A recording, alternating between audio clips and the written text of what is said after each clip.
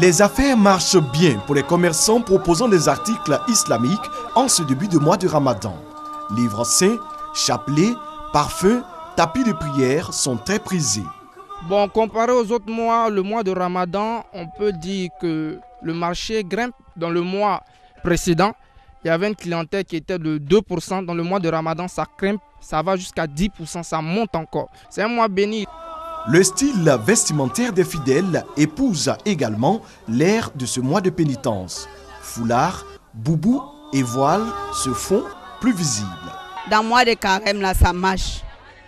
Il y a pour 3 000, il y a pour 2 500. Et même si les choses qu'on appelle robe de prière, là, avant d'aller à la mosquée, elles portent ça pour aller prier. Il y a des filles même là qui travaillent au bureau, elles viennent acheter pour porter, pour aller au bureau. Elles portent aussi pour aller au marché. C'est bien joli, elles apprécient même. Au-delà de son apparence, le musulman est tenu de prendre toutes les dispositions pendant ces 29 ou 30 jours pour agréer son jeûne. Les péchés ne sont pas pareils. Selon les péchés, il faut payer le chapelet. Tu peux payer aussi pour aller donner à madame, tu peux payer pour toi seul. On peut payer aller donner à la maison, payer donner à les enfants et puis prier. Je viens ici pour acheter le Coran. Bon, comme on est dans le grand carême de Ramadan, donc ce Coran, bon, ça a été descendu dans un mois béni. Donc ce Coran, je viens acheter pour le lire. Selon le Coran, la personne qui observe tout le mois du Ramadan correctement verra tous ses péchés pardonnés avec à la clé la réalisation de tous ses vœux. C'est donc un moment de piété qui fait appel à la foi et à la dévotion du musulman à Allah.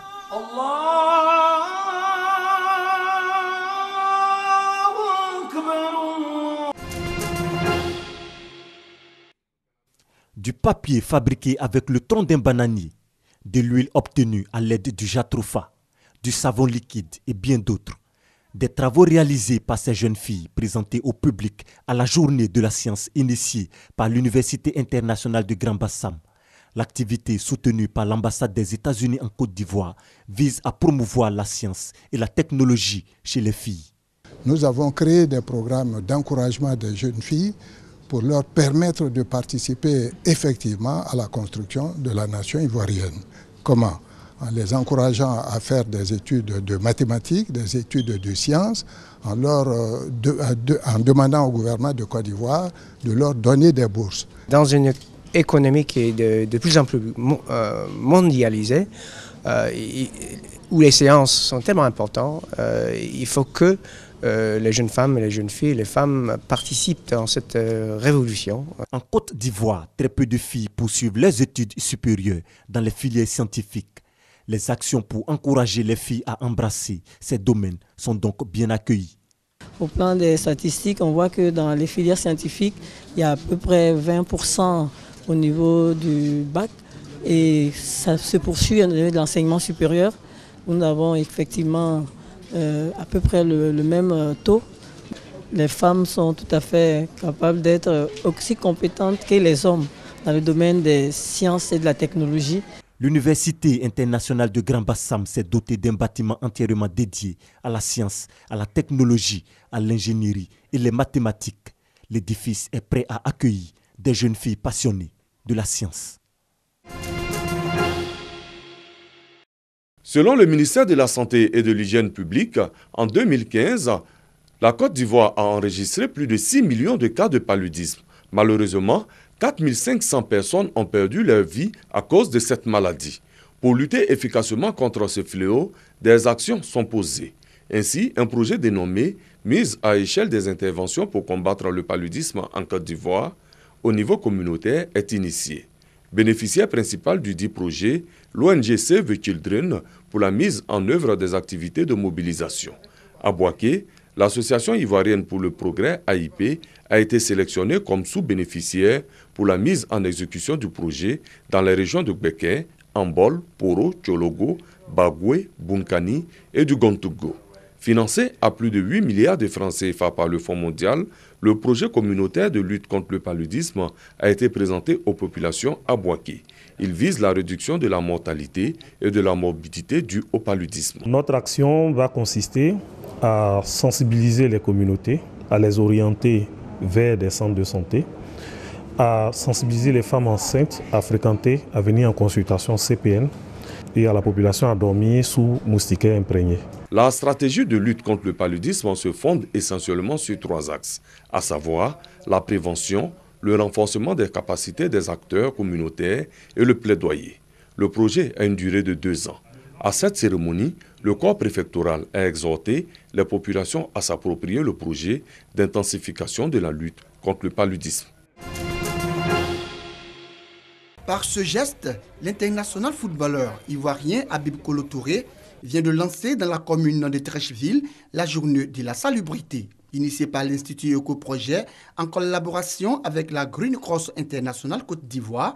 Cette journée vise à sensibiliser les populations sur l'importance et l'intérêt de vivre dans un cadre de vie sain et salubre, mais également à donner l'occasion à toutes les couches sociales de poser un acte écologique pour la protection de l'environnement. Je veux montrer l'exemple à tous les jeunes, à tous les Ivoiriens que on peut balayer et on doit balayer parce que vivre dans un environnement sain est la chose la plus importante pour nos enfants et pour notre santé surtout. Donc voilà, pour moi, c'est un geste tout naturel.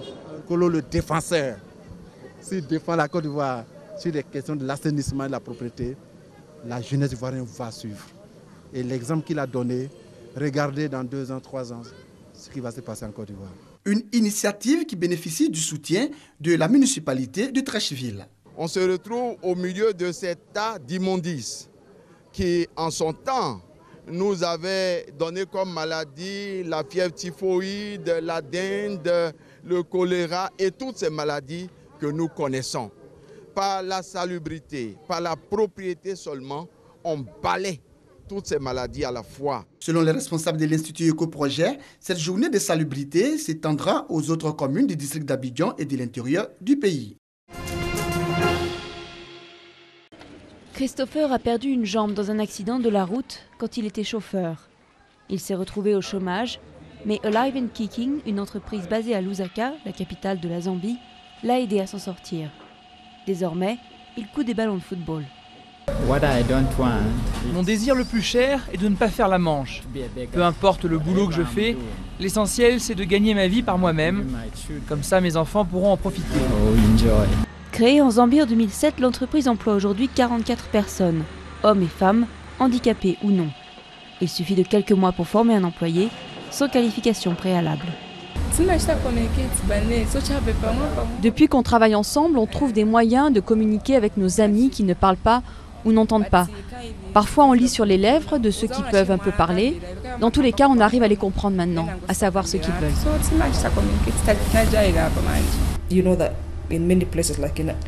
Vous savez, dans de nombreux endroits, surtout en Afrique, si vous avez un handicap, c'est comme si vous étiez condamné. Vous n'avez pas d'autre choix que la mendicité ou alors vous dépendez de votre famille. Mais ici, ce sont eux qui font vivre leurs proches.